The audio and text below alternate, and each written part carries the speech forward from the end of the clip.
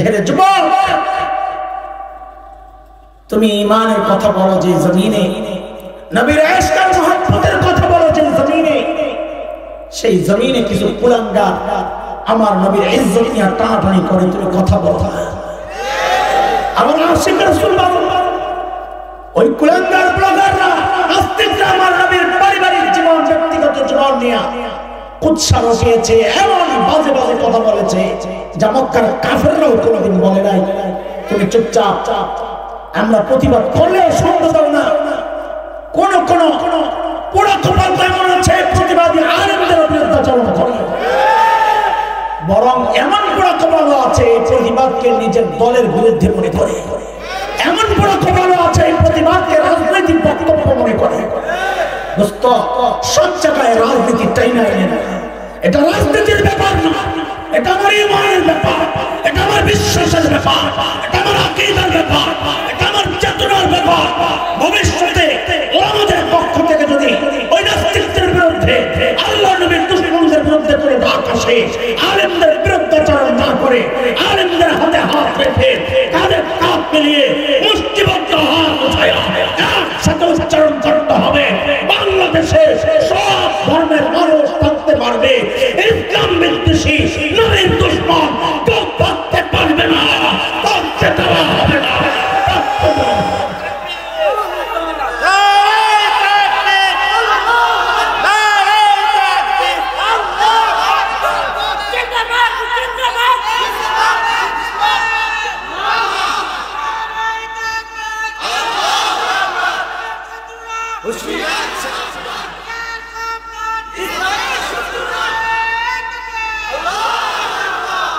হযরত আমিনা বলেন, আমার ওই দুর্বল বাহন এখন সমস্ত বাহনের আগে আগে দৌড়ায়। তায়েফের মেয়েরা দেখে জিজ্ঞেস করতেছেন, ও আমিনা, এই বাহন কি আগেরটাই? আগেরটাই। বলে, কি খাওয়াইলা হঠাৎ এই শক্তি কোত্থেকে আসলো? হযরতে হালিমা বলেন, এটা কোন বাহনের কারামতি না, এটা আমার কুরাইশি মেহমানের বরকত।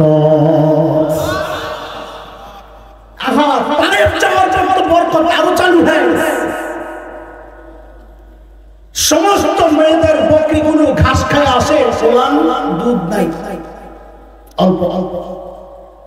আর সবাই লক্ষ্য করলেন হযরত হালিমার বকরি যখন ফেরত আসে, দুধগুলো ওলানে ভরা, দুধে ওলান ভরা। জিজ্ঞেস করে, হালিমা, তোমার বকরি কোন জায়গায় ঘাস খায় একটু দেখায় দাও না।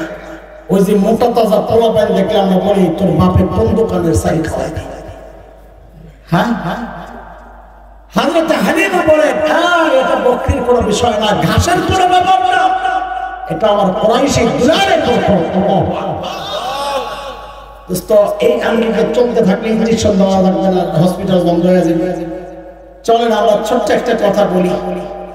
আমার নবী কত সুন্দর ছিলেন, এটা একটু শুনবেন, এরপর আমরা মূল পয়েন্টে চলে যাবো। আমাদের ওয়াদা করা যে ফিতনা, ওই নিয়ে কথা বলবো। একটু সুন্দর কত ছিলেন সেটা কি একটু শুনবেন।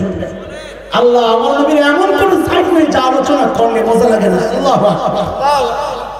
আহা, মেশকাম্বার, এটা যত নাড়াচাড়া করবেন ততই গ্রাম পাবেন, ঠিক কিনা বলেন? যদি কারো মজা না লাগে বুঝতে হবে তার ইমানের মধ্যে সমস্যা আছে, ঝং করে গেছে, ঝং ঝং। আল্লাহ আল্লাহ আমাদেরকে হেফাজত করেন। হযরত হালিমার একটা ছোট্ট মেয়ে আছে, সীমা ছিল ওই সময়।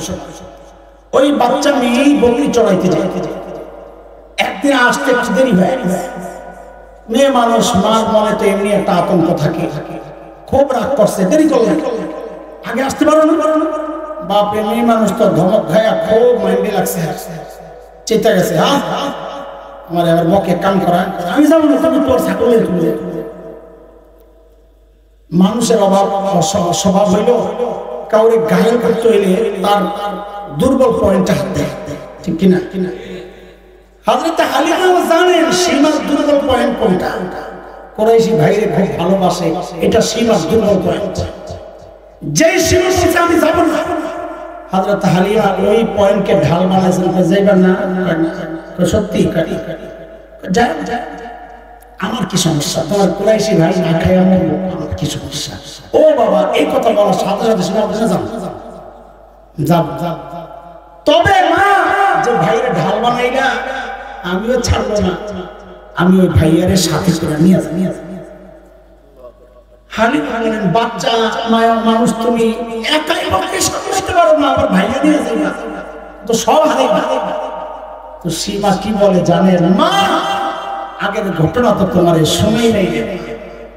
বলে কি বলে, ওই যে আগের বার যখন ভাইয়াকে নিয়ে গেছি মা, আমার ভাইয়া আমার কোলে, মা আমি লক্ষ্য করেছি ওই বকরিগুলারে অন্য দিনের মতো ডাক দেওয়া লাগে নাই, ধরা লাগে নাই, কিচ্ছু করা লাগে নাই। আমি সামনে সামনে হেঁটেছি, সবগুলো বকরি আমার পেছনে পেছনে লাল ধরে। এরপর রে মা, মাঠের মধ্যে ভাইয়ারে কোলে নিয়ে আমি যখন তাকায় আছি, আরে কি সুন্দর, চোখ ফিরাতে পারি না, সারাদিন চলে গেছে আমার চোখ ওই চারার মধ্যেই লেগে আছে। আল্লাহ কত সুন্দর বানাইছে। যখন সন্ধ্যা হয়ে গেছে, আলো আধারি, হঠাৎ নজর উঠাইছি, ভিতরে উৎকণ্ঠা উদ্বেগ, আরে আজকে আমার বকরিগুলা না জানি সব হারায় গেছে। ওরে মা, আমি যখন মাথা উঠাইলাম কি দেখেছি জানি?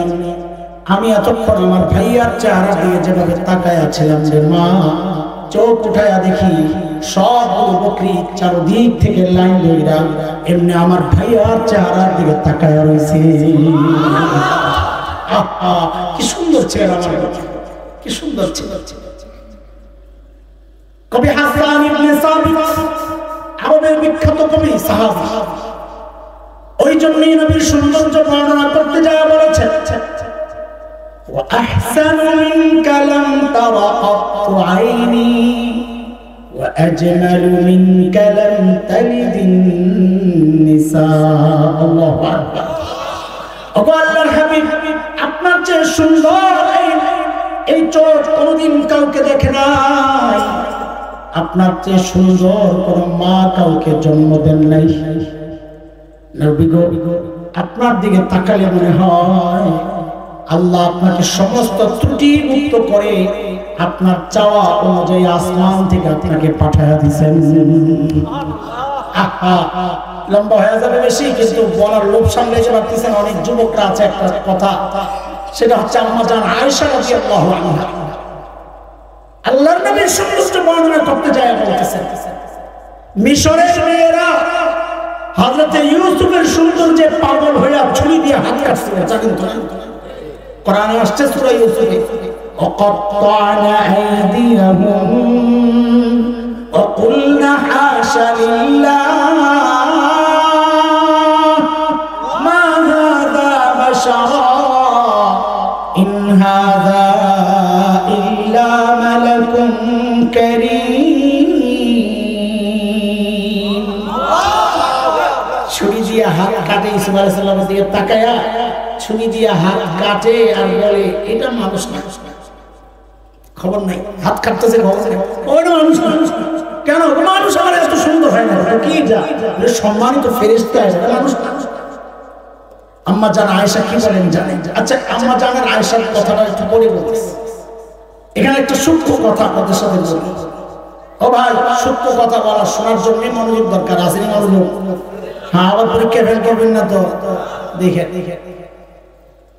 এই যে মিশরের মেয়েরা হাত কাটতেছিল, ওরা ব্যথা পায় না? তো পাইলে বা কাটে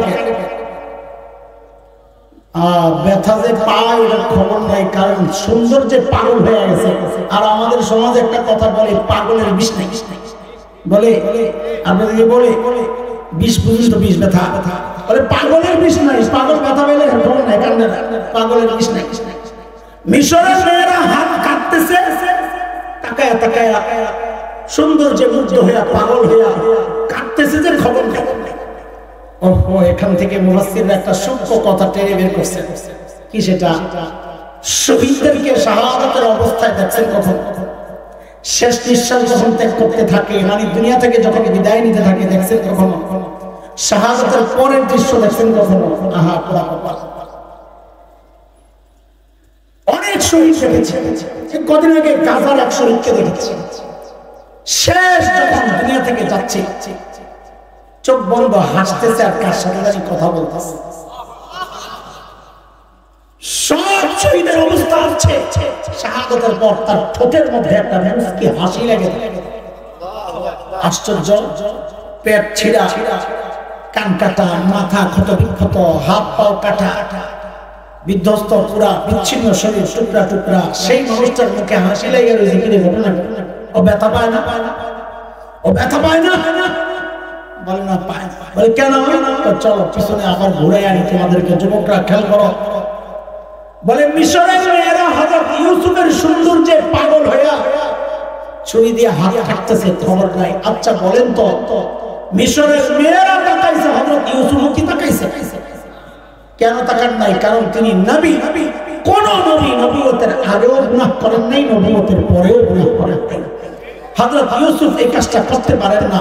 আর হযরত ইউসুফ সম্পর্কে আল্লাহ কোরআনে সূরা ইউসুফের 24 নম্বর আয়াতে আলাদা করে বলেছেন, কাযালিকা লিনাসরিফা আনহু সুআ ওয়াল ফাহশা। আমি ইউসুফ থেকে অন্যায় অশ্লীল কাজকে তাড়াইয়া দিয়েছি, বাঁচাইয়া দিয়েছি, তাকে ফিরাইয়া দিয়েছি এখান থেকে। হযরত ইউসুফকে আল্লাহ বাঁচাইয়া দিয়েছেন। কাজী দেখছে কয় পক্ষ? কারা? বলেন, সবাই বলেন, কারা? পক্ষ কয়টা? আবার বলেন, এই যে দৃষ্টি দিছে, তাকায় দিছে মেয়েরা, এটা বৈধ ছিল না অবৈধ? বলে এবার আসে, মিশরের মেয়েরা তাকাইছে এক পক্ষ, তাও অবৈধ দৃষ্টি। এই অবৈধ দৃষ্টির এক পক্ষ তাকায়ও হাত কাটতেছে, খবর নাই। কত শহীদ যখন দুনিয়া থেকে বিদায় নেয়, ওর খবর থাকবে কোত্থেকে? বলে কেন? বলে শহীদ যখন দুনিয়া থেকে বিদায় নেয়, তখন শহীদের সামনে আল্লাহ জান্নাতের হুর গিলমান প্রকাশ করে দেন। ওই হুর গিলমানরা শহীদকে ডাকতে থাকে, ওয়েলকাম প্রিয়, জলদি আসো। শহীদ দেখতে থাকে হুর গিলমানকে, হুর গিলমান দেখতে থাকে শহীদকে। পক্ষ কয়টা হয়েছে? বৈধ না অবৈধ?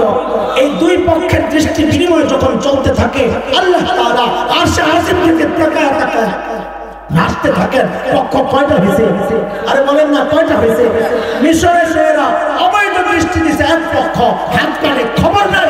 শহীদ যখন দুনিয়া থেকে বিদায় নেয়, পক্ষ একটা থাকে না, তখন পক্ষ হয়ে যায় তিনটা। শহীদ দেখতে থাকে হুর গিলমান, হুর গিলমান দেখতে থাকে শহীদকে, উভয়কে দেখতে থাকেন আল্লাহ। সব পক্ষ হলো বৈধ দৃষ্টি। বৈধ দৃষ্টি, তিন পক্ষের দৃষ্টি বিনিময় চলে। তাই তো শহীদ যখন দুনিয়া থেকে বিদায় নেয়, ওর কাটাকাটি চলে, খবর থাকে না, ওর মুখের মধ্যে হাসি উঠে থাকে। আল্লাহ শাহাদাতের মর্যাদা নসিব করেন, আল্লাহ শাহাদাত নসিব করেন। বলেন আমিন। ডরায়া জোরে বলেন না? বুঝি শাহাদাত যদি আল্লাহ কবুল করেন, আপনার মৃত্যু আল্লাহ লেখা রাখছেন 2030-এ। শাহাদাত কবুল হলে 5 বছর আগে মারা যাবেন, তাই না? হ্যাঁ, কবে? 30-এ। ও খালি 6 মাস তো 1 সেকেন্ড না? আরে পাগল, যদি শাহাদাত আল্লাহ কবুল করেন 1 সেকেন্ড আগেও যদি মারা না যায়, তো শাহাদাতকে ডরায় লাগবে, বরং তামান্না আশা করা দরকার। কারণ অন্য মৃত্যুর তো কষ্ট আছে, শাহাদাতের মৃত্যুর তো কষ্ট নাই। হাসতে হাসতে দুনিয়া থেকে বিদায় নিবে ইনশাআল্লাহ। আল্লাহু আকবার। বলেন আবার এবার, আল্লাহ শাহাদাতের মৃত্যু নসিব করুন। আমিন। এটারও জোরে করতে সমস্যা বলে পায়। নাউযুবিল্লাহি মিন যালিক। শাহাদাত একজন ঈমানদারের সবচেয়ে কাঙ্ক্ষিত বিষয় হওয়া দরকার, কাঙ্ক্ষিত জিনিস হওয়া দরকার। আল্লাহ কবুল করেন। আম্মা জান আয়েশা বলেন, মিশরের মেয়েরা নবী ইউসুফের সৌন্দর্যে পাগল হয়ে ছুরিগুলা দিয়ে নিজেদের হাত কেটেছিল। মিশরের মেয়েরা যদি আমার হাবিবকে দেখতো, তো এই ছুরিগুলা দিয়ে হাত পায় কাইটা নিজেদের কলিজাগুলা টুকরা টুকরা করে ফেলতো। আমার মারে যদি আমি পাইতাম। আম্মা জানে, বলে আম্মা আপনি তো বলছেন মিশরের মেয়েরা দেখলে ছুরি দিয়ে কলিজা কাটতো, আমরা দেখাও লাগবো না, নবীর দেখা ছাড়াই কল্লা কাটতে রাজি আছি। যুবক কথা কও, কথা কও। আল্লাহ নবীর ইজ্জত রক্ষা, নিজের জীবন উৎসর্গ করার জন্য কে কে প্রস্তুত আছে? হাত ধরে আল্লাহ।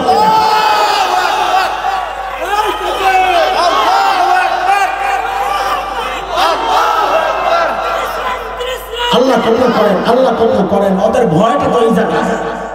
এদেশের বহু যুবক নামাজ পড়ে না, দাঁড়ি নাই, কিন্তু ওকে যদি বলা হয় একজন নবীরে গালি দিছে, ও সব বরদাস্ত করতে পারে, নবীর বেইজ্জতি বরদাস্ত করতে পারে।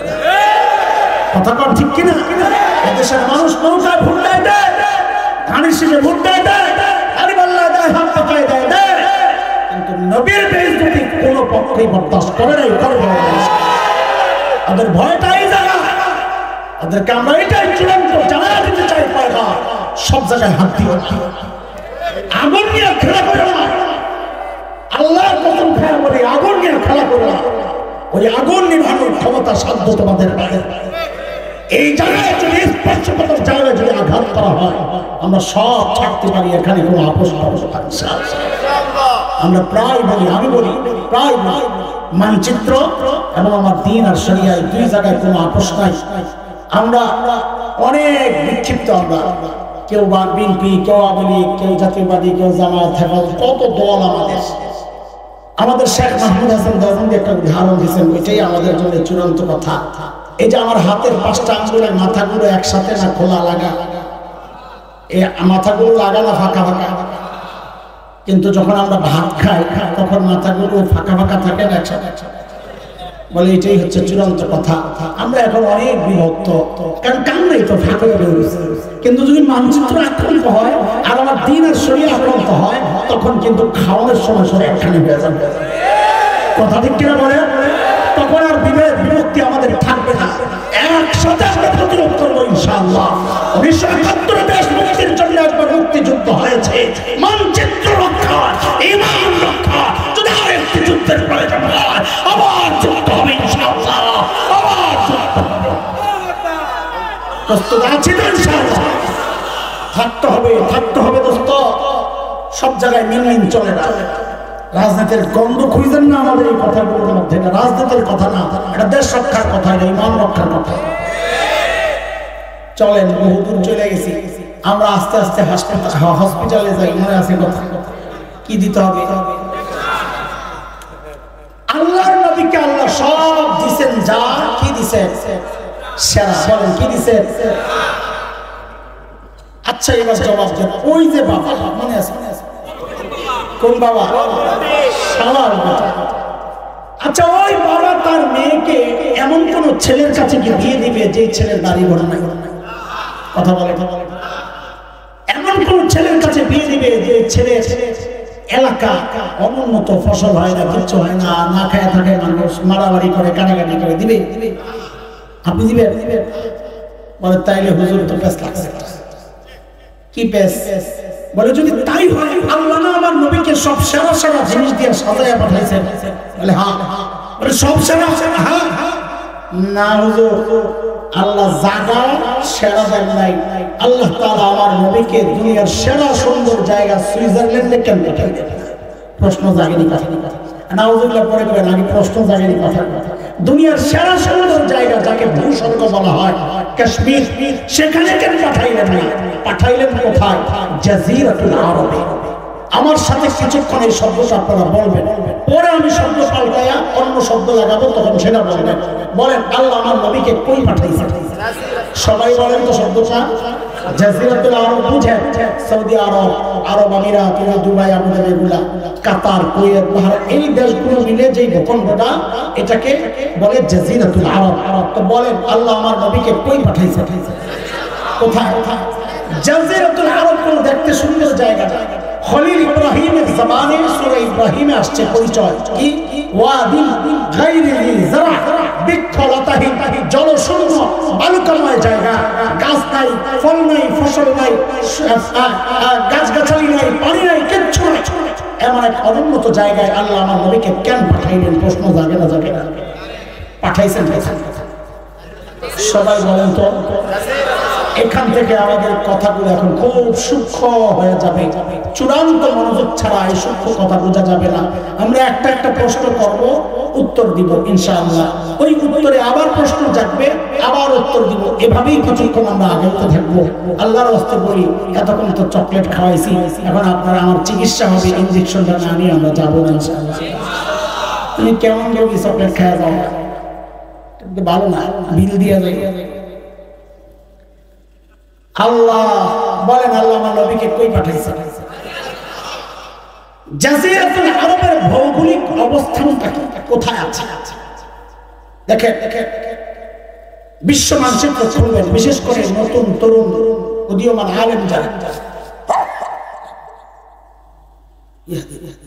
তাদেরকে বলছি যে কোনো বিষয় গভীর থেকে বুঝে বহু ফিতনার জবাব উম্মতকে বুঝায়া দেন।